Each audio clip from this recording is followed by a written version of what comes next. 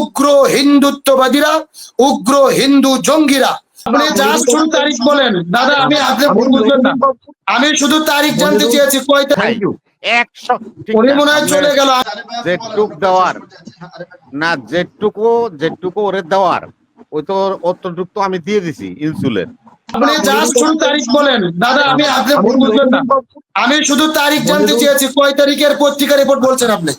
আচ্ছা মনিরুল বাবু যে কথা বললেন, প্রথম হচ্ছে ইন্ডিয়া গেটের স্থাপত্য নির্মাণ করেছেন। আপনাকে কালের কণ্ঠের যে প্রতিবেদনটা আপনি বললেন সেটা এই যে আপনি যে বলতে না দেন তাহলে তো মুশকিল।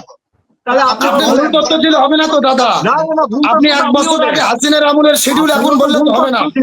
আপনি ডেটটা বলেন, জাস্ট শুধু ডেট, আমরা তো বিতর্ক করছি না।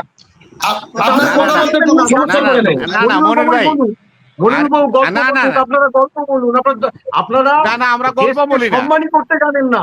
না না না না দাদা, নেতা না, নেতা প্রচুর বক্তব্য রয়েছে, বলবো আজকে ডক্টরেট কিভাবে বিএনপি নেতাদের আরে ডক্টর আরে ডক্টর আমরা না না ডক্টর নিয়ে আমরা অনেক কথা বলবো, এটা আমাদের ব্যাপার, আমাদের ব্যাপার। যারা হোল্ড করে তারা একটা ভালো ভালো জায়গা হোল্ড করে। আরে 6 কেজি টমেটো বিক্রি হয় 100 টাকায়।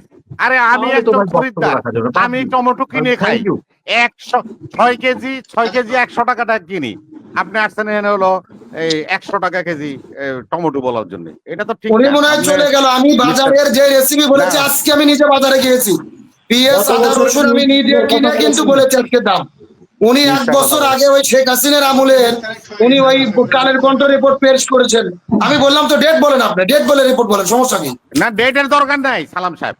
আমি আজকে সকালে টমেটো কিনছি, আমার এখানে ভ্যান গাড়িতে বিক্রি করে 6 কেজি 100 টাকা, 6 কেজি 100 টাকা। এটাই রিয়েল 6 কেজি 100 টাকা। আর সে আইসা বলে দিচ্ছে যে 100 টাকা কেজি, তার মানে হলো পড়তে ভুল করছে। ডক্টরের 150 বলেছে, 150 টাকা কেজি বলছে, তার মানে ও নিজেই গুজব ছড়াচ্ছে। ও কিন্তু আগে বলছে যে গুজব ছড়িয়ে এই হামলা হয়েছে। আমি তো মনে করি ও নিজেই গুজব বাস। মনে হয় আমি কিছু তথ্য দিয়েছিলাম দাদার জন্য, কিন্তু দাদা তো পালাইলো। না তথ্য লাগবে না, ওর পালাবে না কেন? ওরে যেটুক দেওয়ার না, যেটুকু ওরে দেওয়ার ওই তো অতটুক তো আমি দিয়ে দিছি ইনসুলের। এখন ও এটা বুঝো। ওই দিন গোবিন্দ বাবু আইছিল, গোবিন্দ বাবু তো আমাকে বাংলাদেশের হিন্দু মহাজোটের এই আমাদের সাথে শো করছে মনির এখানে। ওনারাই মোটামুটি বলে দিচ্ছি, ওনারাই ইনসুলিন দিয়ে দিছি আমি, যে উনি কয় হিন্দুর সংখ্যা কমে যায় আর ইন্ডিয়াতে মুসলমানের সংখ্যা বাইরে যায়। তো ওনারা আমি আবার এটা তথ্যটা দিয়ে দিছি, দেওয়ার পরে উনি খুব খুশি হয়ে বাড়ি চলে গেছে। এই সমস্ত তথ্য মত্য দিয়ে টকশো করা যাবে না। ভারতে বসে আমেরিকার গোয়েন্দা প্রধান তুলসী গেবার্ট তিনি বলেছেন যে বাংলাদেশে সংখ্যালঘু নির্যাতন চলছেন এবং ধর্মীয় উগ্রবাদ ছড়ছেন। আমরা একটি বিষয় লক্ষ্য করে দেখেছি, বাংলাদেশের গত 16 বছরের ফ্যাসিস্ট স্বৈরাচার যখন ভারতে পালিয়ে গেছেন, তারপরে থেকে আমাদের পার্শ্ববর্তী দেশ ভারত বিভিন্নভাবে ষড়যন্ত্র করেছেন, চক্রান্ত করেছেন, বাংলাদেশ সম্পর্কে একটি নেগেটিভ অবস্থান প্রচার করার জন্য পুরো পৃথিবীব্যাপী তারা চেষ্টা করেছেন। এমনকি আমরা দেখেছি তার অপপ্রচারের অংশ হিসেবে ভারতের প্রধানমন্ত্রী নরেন্দ্র মোদী আমেরিকাতে গিয়ে ডোনাল্ড ট্রাম্পের কাছে পর্যন্ত বাংলাদেশ অভিযোগ করেছেন এবং ভারতের সাংবাদিকেরা ডোনাল্ড ট্রাম্পকে বিভিন্নভাবে প্রশ্ন করে উস্কে দিতে চেয়েছেন বাংলাদেশের বিরুদ্ধে।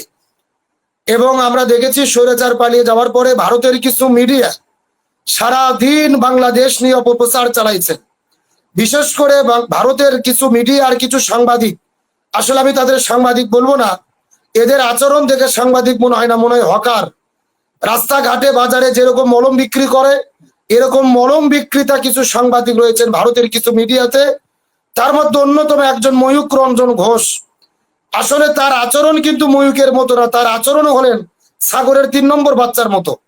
সারাদিন টেলিভিশনে ছাগলের 3 নম্বর বাচ্চার মতো লাফালাফি করে আর প্রচার করতে থাকেন বাংলাদেশে হিন্দুদের বাড়িতে হামলা হয়েছে, বাংলাদেশে হিন্দুদের ব্যবসা প্রতিষ্ঠান জ্বালিয়ে দেওয়া হচ্ছে, এরকম ভাবে 24 ঘন্টা অপপ্রচার চালিয়েছেন। অর্থাৎ বাংলাদেশ সম্পর্কে তার একটা নেগেটিভ অপপ্রচার করে বাংলাদেশের একটা পরিস্থিতির বিশৃঙ্খল পরিবেশ তৈরি করার তার ষড়যন্ত্র চালিয়েছে। এবং আমি মনে করি আমেরিকার গোয়েন্দা নিরাপত্তা প্রধান তুলসী গেবার্ট তিনি যে বক্তব্যটি দিয়েছেন যে বাংলাদেশের সংখ্যালঘু নির্যাতন চলছেন এবং বাংলাদেশের ধর্মীয় উগ্রবাদ ছড়াচ্ছেন, আমি মনে করি এটা ভারতের একটা ষড়যন্ত্র। ভারত তাকে বিভিন্নভাবে ভুলভাল বুঝিয়ে এমন একটি মন্তব্য তার মুখ থেকে বের করে নিয়েছেন। আমি মনে করি এর পেছনে ভারতের একটি হাত রয়েছেন। তবে আমি বলতে চাই, আমেরিকা যারা নিজেদেরকে বিশ্ব মোড়ল বলে দাবি করে, তার নিরাপত্তা গোয়েন্দা বাহিনীর প্রধান, তার মুখের একটি বক্তব্য আমি মনে করি তার তদন্ত করে, গবেষণা করে, যাচাই বাছাই করে তার বক্তব্য দেওয়া উচিত ছিল। তার কারণ বর্তমানে বাংলাদেশে হিন্দু, বৌদ্ধ, খ্রিস্টান, বিধর্মীরা এত সুন্দর ভালো নিরাপত্তার সহিত অবস্থান করছেন। আমি মনে করি বাংলাদেশের স্বাধীনতার 54 বছর পার হয়ে গেছে, বর্তমানে তারা যে নিরাপত্তার সঙ্গে রয়েছেন, এমন নিরাপদ এবং শান্তিতে অতীতে তারা কখনোই ছিল না। আমরা দেখেছি স্বৈরাচার হাসিনা পালিয়ে যাওয়ার পরে জামাত ইসলামের ভাইরা, ইসলামী ছাত্র শিবিরের ভাইরা, বিএনপির ভাইরা দুর্গা পূজায় নিজেরা তাদের মণ্ডপে গিয়ে তাদের নিরাপত্তা দিয়েছেন, তাদের পাশে দাঁড়িয়েছেন। তার কারণ বাংলাদেশের 90% আমরা মুসলিম। ইসলাম আমাদেরকে অন্য ধর্মের উপরে আঘাত করা শিখায় না। আল্লাহর কোরআন বলেছেন লা ইকরাহা ফিদ্দিন, দিন সম্পর্কে কোনো জবরদস্তি নেই। লাকুম দীনুকুম ওয়ালিয়া দিন, যার ধর্ম সে পালন করবে। সুতরাং ইসলাম আমাদেরকে শিক্ষা দিয়েছে ডিমের মধ্যে কুসুম যেরকম নিরাপদ, ঠিক একই রকম ভাবে ইসলামী রাষ্ট্রের ভেতরে অন্যান্য ধর্ম অবলম্বীরা তেমনি রূপে নিরাপদ। সুতরাং আমি মনে করি বাংলাদেশের হিন্দু, বৌদ্ধ, খ্রিস্টান তারা বাংলাদেশের জামাই আদরে বসবাস করতেছে, কিন্তু হিন্দু, বৌদ্ধ, খ্রিস্টানদের ব্যাপারে একটা মিথ্যা প্রপাগান্ডা বিভিন্ন দেশ চালিয়ে তারা তাদের স্বার্থকে হাসিল করতে চায়।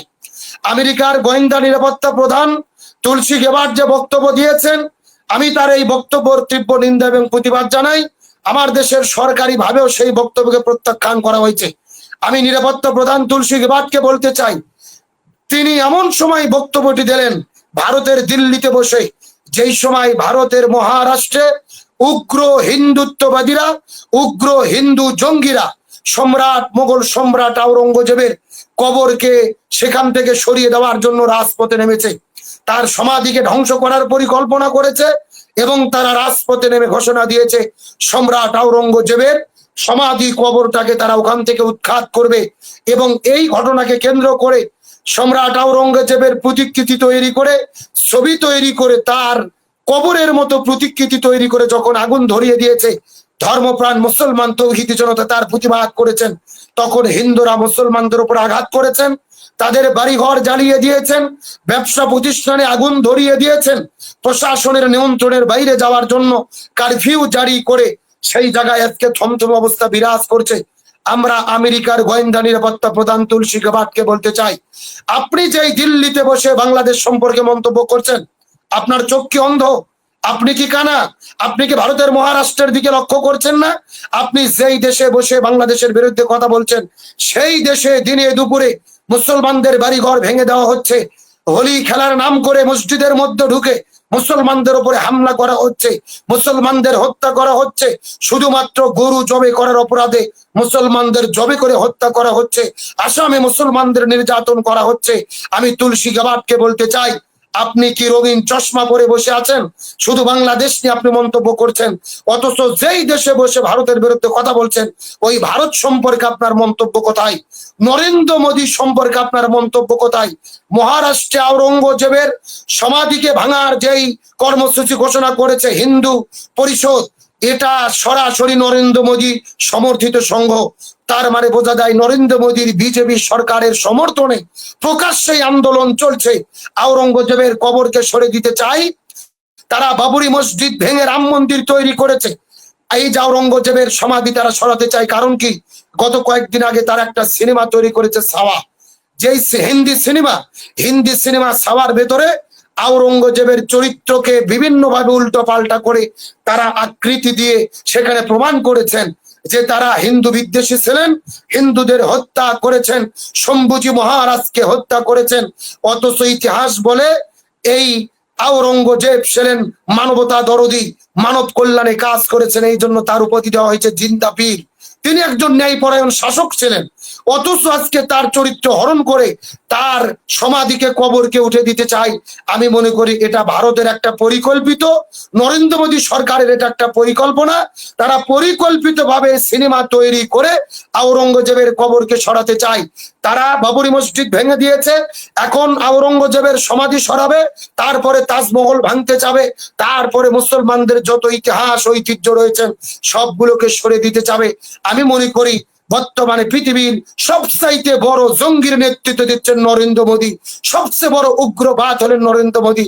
সুতরাং তুলসী গাবাটকে বলতে চাই, আপনি যদি বক্তব্য দিতে চান আগে উগ্র হিন্দু জঙ্গি নরেন্দ্র মোদীর বিরুদ্ধে বক্তব্য দিন, ভারতের উগ্র হিন্দুত্ববাদীদের বিরুদ্ধে বক্তব্য দিন। আমি পরিষ্কার করে বলি, আজকে আমেরিকা আমাদের মানবতার কথা শিখায়, তারা মানবতার ফেরিওয়ালা সেজে মানবতার কথা বলে। আজকে গাজায় ফিলিস্তিনে পবিত্র রমজান মাসে গভীর রজনীতে হামলা করে এক রাতে 500 জন মুসলমানদের হত্যা করা হয়েছে। সেই ইসরায়েলের হানাদার বাহিনী আমার মুসলমান মা বোনদের শহীদ করে দিয়েছেন, নারী পুরুষ এমনকি 4-5 বছরের ছোট্ট শিশু পর্যন্ত ইসরায়েলের হানাদার বাহিনীদের হাত থেকে রক্ষা পাচ্ছে না। সেই ইসরায়েলকে প্রকাশ্যে সমর্থন দিচ্ছে আমেরিকা। আমরা আমেরিকাকে বলতে চাই, আপনারা কোন মানবতার কথা বলেন, আপনারা কোন গণতন্ত্রের কথা বলেন, আপনারা কোন ধর্মীয় সম্প্রীতির কথা বলেন? আজকে গাজাতে 4 বছরের একটা শিশু চাপা পড়েছেন বিল্ডিং এর নিচে, হাউমাউ করে কান্না করছেন। একটা কুকুর গিয়ে সন্তানের কান্না সহ্য করতে না পারে শিশু সন্তানকে মুখ দিয়ে টেনে ওখান থেকে বের করছেন। আজকে কুকুরের মানবতা খুলেছে, কুকুর মানুষের ভালোবাসা দরদ বুঝেছে। অথচ বিশ্বের যারা তাবেদার, যারা মোরল দাবি করে, আমেরিকাও ইসরায়েলের বিরুদ্ধে কথা বলে না, রাশিয়াও কথা বলে না, পশ্চিমা দেশগুলো কথা বলে না, তারা মুখে মুখে ধর্মীয় সম্প্রীতির কথা বলে, কিন্তু মুসলমান যেখানে নির্যাতিত হয় মুসলমানদের পক্ষে আমরা তাদের কথা বলতে দেখিনি। শুধুমাত্র সেখানেই শেষ নয়, আজকে গাজার আকাশ বাতাস ভারী হয়ে উঠেছে মুসলমানদের কান্নায়। মুয়াজ্জিন মসজিদে আজান দেবেন, আজানে কান্নার স্বরে পুরো পৃথিবীর মানুষ কেঁদেছেন, আমি নিজেও কেঁদেছি। আজানের স্বরের মধ্যে তার কান্না কি, তার মনের আকুতি কি, তার মনের বেদনা। আজকে আকাশ বাতাস ভারী হয়েছে, সেই গাজার কান্নার শব্দ আমেরিকার নেতাদের কানে যায় না, রাশিয়ার নেতাদের কানে যায় না, আর তারা বড় বড় বাতিয়ে ঝেড়ে আজকে বাংলাদেশের ব্যাপারে নাক গলায় বাংলাদেশের ব্যাপারে কথা বলে। হ্যাঁ, অবশ্যই বলবেন, সত্যি যদি হিন্দু বৌদ্ধ খ্রিস্টান নির্যাতিত হয় কথা বলবেন, কিন্তু আপনারা ভারতের পাতানো ফাঁদে পা দিয়ে, নরেন্দ্র মোদীর ষড়যন্ত্রে পা দিয়ে আজকে বাংলাদেশকে বিবৃতি দেবেন যার কোনো ভিত্তি নেই, যার কোনো অবস্থার সত্যতা নেই, এটা কখনো বাংলাদেশের মানুষ মেনে নেবে না। আমি আর একটা কথা পরিষ্কার করে বলি, আজকে গাজায় যে মুসলিম হত্যা হচ্ছে, আজকে মনে কষ্ট লাগে। বাংলা পৃথিবীর 57টি মুসলিম দেশ, কোথায় কাতার, কোথায় কুয়েত, কোথায় সৌদি আরব, কোথায় আফগানিস্তান, কোথায় পাকিস্তান, 57টি মুসলিম দেশের বিশ্ব নেতারা শুধুমাত্র বিবৃতি দিয়ে বসে আছেন, মুখে কুলু পেটে বসে আছেন। আজকে পৃথিবীর 57টি মুসলিম দেশ সমস্ত শাসক যদি একতাবদ্ধ ভাবে আমরা 200 কোটি মুসলমান ওই গাজার নির্যাতিত মুসলমানদের পক্ষে দাঁড়াতে পারতাম, মাত্র 80 লাখ ইহুদি মুসলমানদের প্রকাশ্য দিবালোকে হত্যা করে নিতানিহা ঘোষণা করতে পারতো না, কেবল তো শুরু, আরো হত্যা করব। আমি মনে করি পৃথিবীর সবচাইতে বড় জঙ্গি, সবচাইতে বড় সন্ত্রাসী হলো এই ইসরায়েলের প্রধানমন্ত্রী নেতানিয়াহু আর এই ভারতের প্রধানমন্ত্রী নরেন্দ্র মোদী। এরাই সবচেয়ে ইন্ধন দিয়ে পুরো পৃথিবীতে মুসলিম হত্যার জন্য তারা কাজ করে যাচ্ছে। সুতরাং পুরো পৃথিবীর মুসলমানদেরকে বলি, মুসলিম বিশ্বদেরকে বলি, আপনারা শুধু বসে বসে বলবেন, বিবৃতি দেবেন আর বলবেন দোয়া করছি না। শুধুমাত্র দোয়া দিয়ে যদি মুসলিমদের বিজয় হতো, নির্যাতিত মানবতা মুক্তি পেত, আমাদের নবীজি 27টি জিহাদের নেতৃত্ব দিত না, আমার নবী সরাসরি জিহাদে অংশগ্রহণ করতেন না, আমাদের নবীজি সরাসরি জিহাদের ময়দানে দাঁড়িয়ে, আমি শেষ করছি, জীবন দিয়ে মানবতার মুক্তি ফিরে আনতেন না। তার মানে বোঝা যায় দোয়া আপনি অবশ্যই করবেন, দোয়া কাজে লাগবে তখন, আমাদের চেষ্টার সর্বোচ্চটা আমরা দেব তখন। বদরের যুদ্ধে আমার নবীজি 313 জন সাহাবী নিয়ে 1000 কাফিরদের বিরুদ্ধে রাজপথে নেমেছেন, সাহাবীরা জীবন দিয়েছেন, তারপরে নবীজি দোয়া করেছে, আসমান থেকে ফেরেশতা নাজিল হয়েছে। সুতরাং বোঝা গেল জিহাদের ময়দানে নামার পরে দোয়া করলে দোয়া কবুল হবে।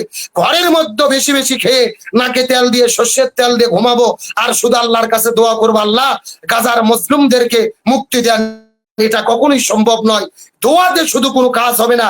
যেই কোরআনে আল্লাহ বলছেন কুতিবা আলাইকুমুস সিয়াম, ওই কোরআনে আল্লাহ বলছে কুতিবা আলাইকুমুল কিসাস।